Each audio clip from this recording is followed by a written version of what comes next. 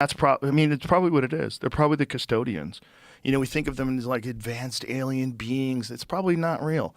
Probably advanced alien beings is AI, and it's the most advanced because it goes from nothing to God.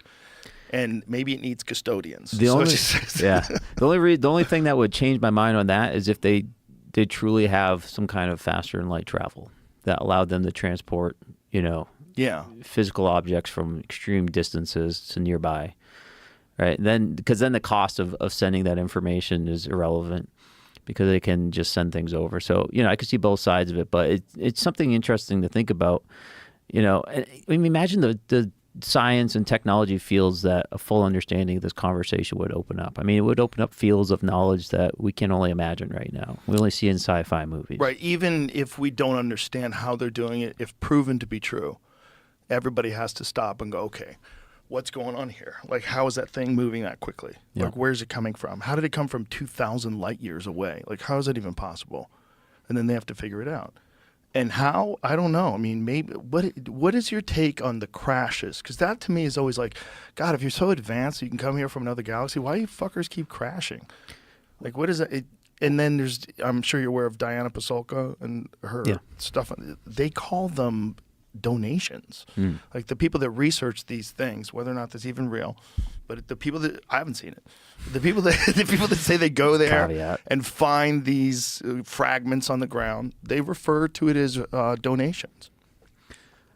One thing I like to think about is, their planet, we're making a lot of assumptions here, but their planet might be designed a different way, right? Like their atmosphere might have significantly less oxygen. It could be much thicker. And so they might have bypassed this whole period where they had rocket propulsions and gas shooting out the back. And so they might have taken them longer to get to space, but maybe they did so with a much more developed technology. So then they apply that technology, they come over here, and now they're in a regime that perhaps they were unexpecting. There's, gravity disturbances, there's, more oxygen in the air, there's different things that perhaps they either weren't expecting or just was different than their home environment. And then, oh, by the way, there's these stupid apes that are shining stuff at us, that are launching nuclear weapons and actually knocking us out of the sky. There's electromagnetic interference. So I could see a logic there that shows that, we make the assumption that if they're here, they're gods, right? They can do anything. Right. Maybe that's not the right way to think about it. Well, also maybe think about the sheer numbers. So if we think that these things are real, so let's imagine they're actually coming from another planet. So if they are coming from another planet and they're capable of coming here, that means other planets are capable of sustaining intelligent life that can be starfarers. So if that's possible here and there, it's probably all over the place. Yeah. So if it's all over the place, who knows how many numbers of things you're dealing with and how far advanced they are. And like you said, like what technology did they develop? We always think technology is like completely linear. And we think that like what we did and the way we did is the only way it can be done. Yeah. But the best evidence that's not true is Egypt. The best evidence that that's not true exists. You can go touch it with your hand. You can see photographs of it online. We don't know what the fuck they did. And whatever they did was super advanced for 4,500 years ago.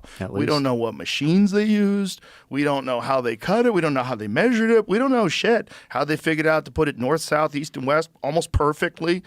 No one knows. No one understands how they got the stones there. It's all speculation and guesswork.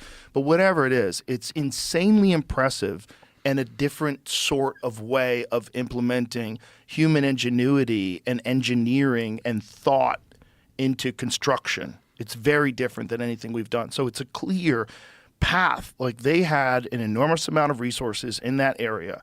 And they had sustained a civilization there for thousands and thousands of years to the point there they had developed methods and technologies that we don't understand today because they're not here anymore. I love the work that Graham Hancock has been doing, and I see it as almost like a parallel conversation than the one we're having. Right? Yes. I mean, there's something here.